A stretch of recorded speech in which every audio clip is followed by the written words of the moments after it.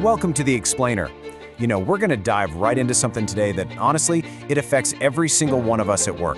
We're talking about how one tiny, seemingly harmless action can literally set off a huge chain reaction across the entire company.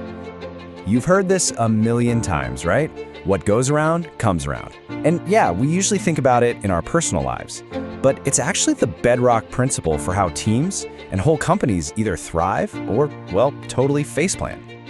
And that idea leads us perfectly into our first big concept today, the ripple effect. Seriously, it's the best way to picture what's happening at work every single day. Okay, so here's the bottom line. Every little thing you do, every single task you finish, every email you fire off, every small decision you make, it doesn't just stop with you.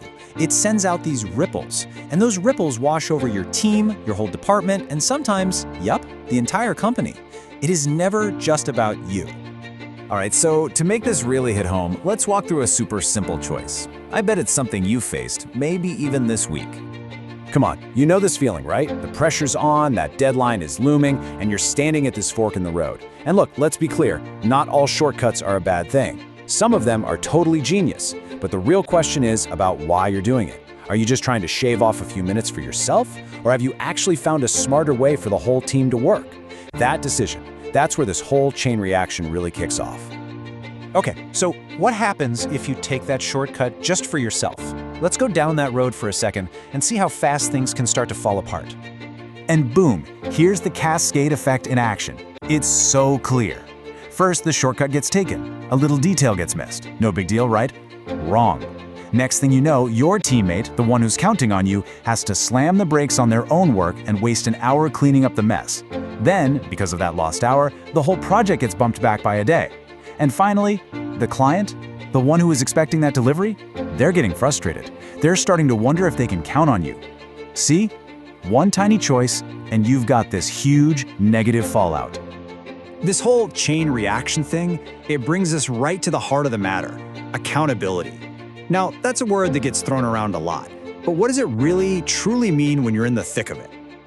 Okay, now pay close attention to the second half of this definition, because this is where a lot of people get it wrong. Accountability is not just about saying, "my bad," when something goes wrong. It's so much more than that. It's about being able to stand behind what you did and explain why you did it, with good, solid reasons. It's all about ownership. So let's go back to our little story. Could that person really justify taking that shortcut? I mean, could they look their teammate in the eye, or their manager, or the client and say, yeah, me saving 5 minutes was worth you losing an hour, the project being a day late, and you losing faith in us? Of course not. No way.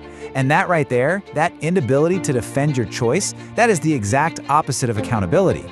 All right, let's hit the rewind button on that whole scenario.